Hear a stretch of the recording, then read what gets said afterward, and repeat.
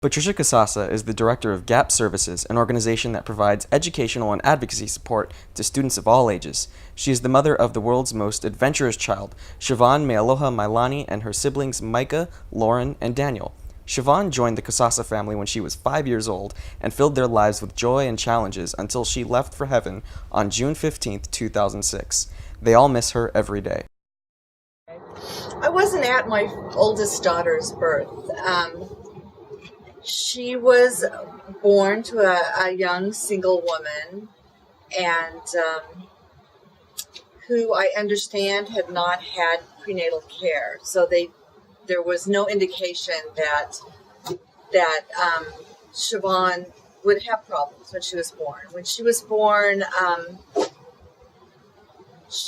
first half of her came out, beautiful baby girl. She was absolutely beautiful. And then as the birth continued, they could see that she was basically open and unfinished from about the diaphragm down. You could see inside of her belly. It was completely open. She was missing most of her urinary tract system. She was missing most of her digestive tract. She just had pieces of intestine. Her hips were dislocated. Her bones inside of her legs were twisted. And she had spina bifida. We don't mention her spina bifida too often because that was the least of her issues. They basically kept her warm and waited for her to leave us. But she didn't. We were invited to visit a little girl in the hospital by the hospital social workers, and the idea was to just visit through a series of different occurrences and a failed foster care placement. She eventually ended up with us. Siohbhan was a wild and crazy girl. Personality plus. Fun, affectionate, so much sparkle, so much personality. Naughty. She was extremely goal-oriented, and often her goals were not in her best interests. So she took a lot of watching. She and my younger daughter were especially close. We put them in separate beds at night, and then you'd wake up in the morning and they'd be in the same bed. They slept side by side until that didn't fit, and then they were head to toe for quite a while.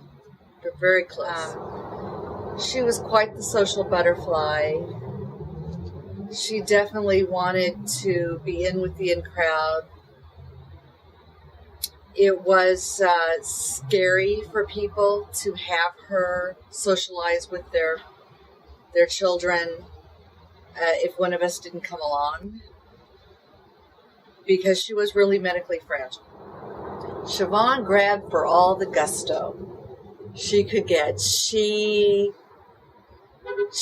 really wrung every drop out of life. When we tried her in an electric wheelchair, her instant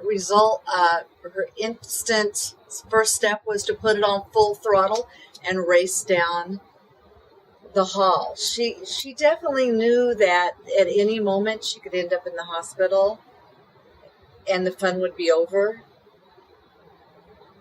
At any moment she could die. So delayed gratification was definitely not part of her planning process. She got in a lot of trouble. She was very single-minded in her goals. She just did whatever she could to reach her goals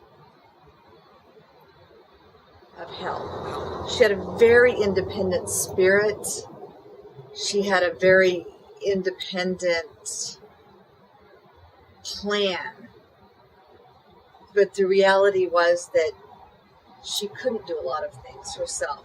That was a problem for her. It was hard.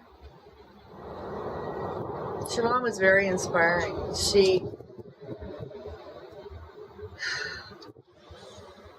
There's a verse in the Bible, joyful in hope and patient in adversity. And that was Siohbhan. She always hoped. She always grabbed whatever joy she could out of the situation. Whether people would be throwing a pity party, she didn't have time to waste on that. And she was very patient in adversity. And she had a lot of adversity. She had a lot of heartbreak with her biological family. She had a lot of disappointments.